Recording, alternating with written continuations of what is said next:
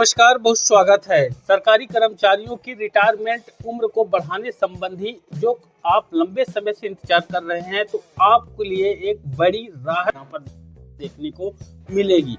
अगर आप भी सरकारी कर्मचारी हैं और लगातार रिटायरमेंट की उम्र बढ़ाने की खबर को लेकर असमंजस में थे, तो आपका वीडियो देख लेना चाहिए, क्योंकि सरकारी कर्मचारियों को एक बड़ा तोहफा मिला हुआ है। रिटायरमेंट की उम्र को बढ़ाया गया है 2024 के अंत में। रिटायरमेंट की उम्र 2 वर्ष की बढ़ोतरी की गई है। कैबिनेट की बैठक में इसको मंजूरी दी गई है। इस खबर को आपने शायद पहले देख लिया हो, लेकिन एक सवाल आता है कि क्या यह खबर सही है। तो इस वीडियो में हम बताने वाले हैं विस्तृत रूप से आपको कंप्लीट जानकारी, और साथ ही रिटायरमेंट होने वाले कर्मचारियों के लिए क्या सही में सरकार ने 2 वर्ष की रिटायरमेंट की उम्र में बढ़ोतरी कर दी है। तो पूरा अपडेट आपको मिलेगा, किन कर्मचारियों को यह लाभ मिलने वाला है। रिटायरमेंट उम्र बढ़ाने को लेकर हाल ही में सोशल मीडिया पर एक खबर तेजी से वायरल हो रही है, जिसमें दावा किया जा रहा है कि केंद्र सरकार ने सरकारी कर्मचारियों की रिटायरमेंट की आयु में 2 साल की बढ़ोतरी करने का फैसला ले लिया है। कहा जा रहा है कि इस प्रस्ताव को कैबिनेट की बैठक में मंजूरी दे दी गई है और यह 1 अप्रैल 2025 से लागू हो जाएगा। वहीं इस खबर ने लाखों सरकारी कर्मचारियों के बीच उत्साह पैदा कर दिया है। लेकिन एक सवाल है, लेकिन यह खबर सच है? क्या वाकई सरकार ने ऐसा कोई फैसला लिया हुआ है? इस वीडियो में हम इस मुद्दे की पूरी पड़ताल करेंगे और जानेंगे कि रिटायरमेंट आयु बढ़ाने की यह खबर कितनी सच है और इसका क्या असर हो सकता है। साथ ही हम यह भी समझेंगे कि अगर ऐसा होता है तो इसका क्या मतलब होगा और किन लोगों को इससे फायदा मिल सकता है। तो वीडियो को कंप्लीट बिना बढ़ाए बिना रोके पूरा देखिएगा। यहाँ पर रिटायरमेंट आयु बढ़ाने का प्रस्ताव वाली बात के मुख्य बिंदु हम आपको पहले दिखा देते हैं, उस पर हम बताएंगे फाइनली रूप से कि यह खबर सही है या यह ऐसे ही फैलाई जा रही है। विवरण के रूप में मौजूदा रिटायरमेंट की जो उम्र है वर्तमान में 60 साल है केंद्रीय कर्मचारियों के लिए, जो कि सभी विभागों में लागू है। वहीं नई प्रस्तावित रिटायरमेंट की आयु जो कि दावा किया जा रहा है उसको 62 वर्ष यहाँ पर बताया जा रहा है, जिसमें बढ़ोतरी के रूप में 60 से 62 यानी 2 साल की बढ़ोतरी यहाँ पर की गई है, ऐसा यहाँ पर दर्शाया जा रहा है।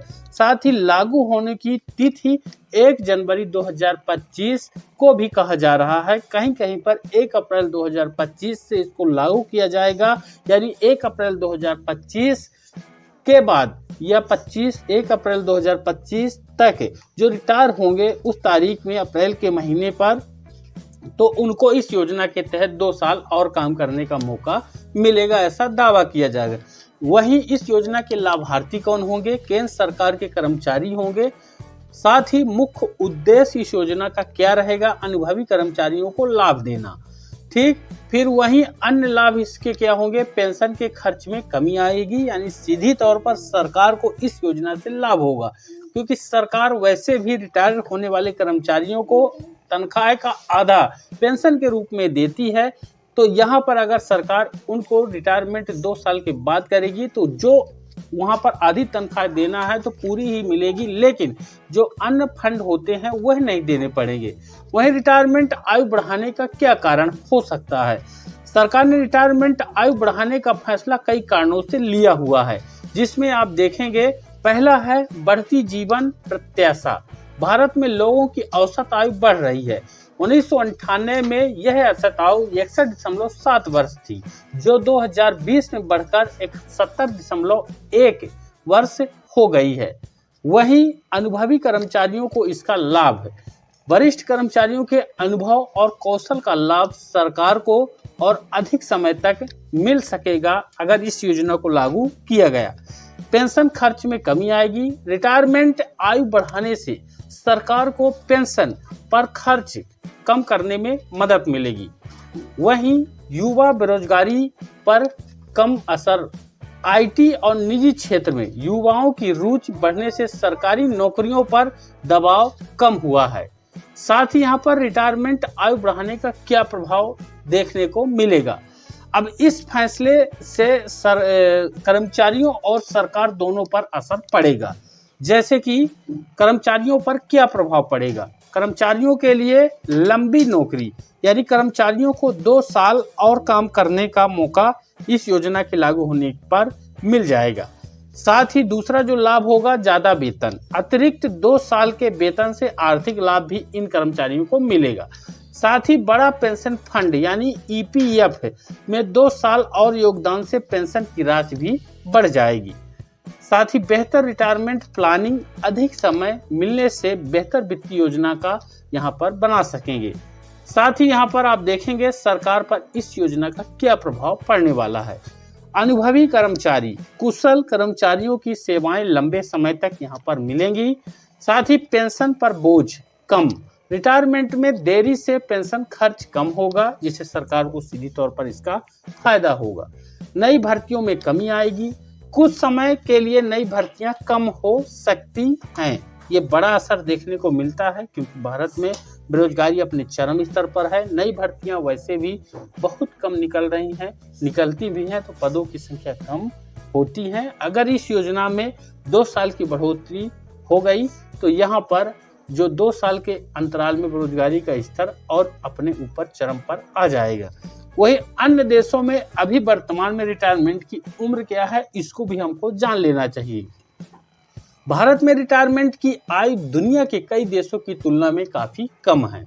जैसे कि फ्रांस की बात करेंगे, फ्रांस में 62 से 64 वर्ष 2023 का यह आंकड़ा है, इसमें बढ़ाई गई, यानी 62 साल थी, बढ़ा के 64 वर्ष किया गया फ्रांस में। हालांकि यहाँ की अर्थव्यवस्था के अलग आंकड़े हैं, अगर हम तुलना करेंगे, ये एक आपको जानकारी के तौर पर है। दूसरा जर्मनी में 65 से 67 वर्ष की गई है, क्रमिक वृद्धि यहाँ पर इसको कहा जाता है। साथ ही जापान में 60 से 65 वर्ष क्रमिक वृद्धि के रूप में रिटायरमेंट की आयु को बढ़ाया गया है। अमेरिका में 66 वर्ष पहले से थी, उसको बढ़ा के 67 वर्ष किया गया है, जन्म वर्ष के आधार पर यहाँ पर किया गया है। ब्रिटेन में 66 वर्ष पहले थी, 2028 तक 67 वर्ष यहाँ पर की गई है आदेश जारी करके। ठीक, अब रिटायरमेंट आयु बढ़ाने के क्या फायदे होंगे और क्या नुकसान होंगे। अब इस फैसले के कई फायदे हो सकते हैं। कर्मचारियों को लंबे समय तक काम करने का मौका मिल जाएगा। अनुभवी कर्मचारियों का ज्ञान और कौशल का लाभ मिल पाएगा। सरकार के पेंशन का खर्च कम होगा। कर्मचारियों के लिए बड़ा पेंशन का फंड इकट्ठा हो जाएगा। अर्थव्यवस्था के लिए अधिक उत्पादक श्रम शक्ति यहाँ पर बनी रहेगी। वहीं रिटायरमेंट आयु बढ़ाने के नुकसान भी हैं, कुछ संभावित नुकसान भी हो सकते हैं।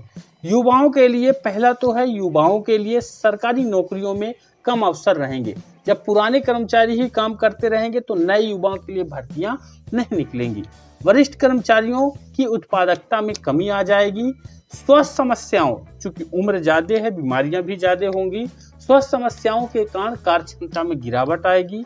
साथ ही नई तकनीक और कौशल सीखने की चुनौतियां होंगी क्योंकि पुराने कर्मचारी हैं, पुराने स्तर से ही काम जारी रखेंगे। रिटायरमेंट आयु बढ़ाने का क्या असर यहाँ पर होगा विभिन्न क्षेत्रों पर। अब सरकारी क्षेत्र यहाँ पर आप देखेंगे, केंद्रीय कर्मचारियों को सीधा लाभ मिलेगा। राज्य सरकारें भी इस कदम का अनुसरण कर सकती हैं, जिस प्रकार से केंद्र आयु को 2 साल बढ़ा रहा है। सार्वजनिक क्षेत्र के उपक्रमों पर भी इसका प्रभाव पड़ेगा। निजी क्षेत्र की अगर हम बात करेंगे तो कुछ कंपनियां सरकार के कदम का अनुसरण कर सकती हैं। आईटी क्षेत्र में पहले से ही 60 वर्ष की रिटायरमेंट की आयु लागू है। बैंकिंग क्षेत्र में भी इस नियम से बदलाव हो सकता है। साथ ही रक्षा क्षेत्र जैसे कि सेना, नौसेना, वायुसेना में अलग अलग रिटायरमेंट आयु है। इस क्षेत्र में भी बदलाव की संभावना आगामी समय में बन सकती है। रिटायरमेंट की आयु बढ़ाने का आर्थिक प्रभाव क्या पड़ेगा। इस फैसले का देश की अर्थव्यवस्था पर भी असर पड़ेगा। जैसे कि श्रम शक्ति में वृद्धि हो जाएगी, काम करने वाले लोगों की संख्या बढ़ जाएगी, उत्पादकता में बढ़ोतरी होगी, अनुभवी कर्मचारियों से उत्पादकता बढ़ेगी, पेंशन के खर्च में कमी आएगी, सरकार पर पेंशन का खर्च कम हो जाएगा, बचत में वृद्धि होगी, कर्मचारियों की बचत बढ़ेगी, अर्थव्यवस्था को गति मिलेगी, अधिक लोगों के काम करने से आर्थिक गतिविधियां बढ़ेंगी। लेकिन रिटायरमेंट आयु बढ़ाने के सामाजिक प्रभाव भी आपको देख लेने चाहिए। समाज पर इस फैसले का क्या असर पड़ने वाला है?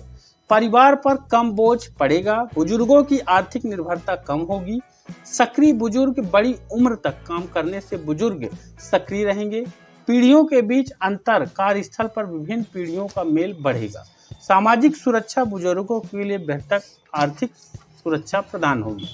अब रिटायरमेंट आयु बढ़ाने के लिए जो तैयारी है, सरकार और कर्मचारियों को इस बदलाव के लिए तैयारी करनी होगी।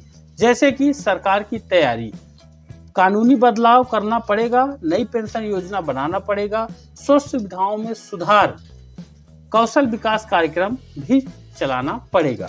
अब इसके लिए कर्मचारियों की क्या तैयारी है? स्वास्थ्य पर ध्यान देना पड़ेगा। अगर उम्र को बढ़ा दिया जाता है रिटायरमेंट की, नए कौशल सीखना होगा, वित्तीय योजना बनाना होगा, मानसिक रूप से भी तैयार रहना पड़ेगा। लेकिन फाइनली बात आती है इस योजना को क्या लागू किया गया है? तो आपको बता दें, अभी केवल इसके लिए विचार चल रहा है। इस योजना को फाइनली लागू अभी नहीं किया गया है। अनाउंसमेंट हो सकता है इस योजना को लागू करने को लेकर, लेकिन जो खबर चल रही है इस पर अभी सरकार विचार कर रही है।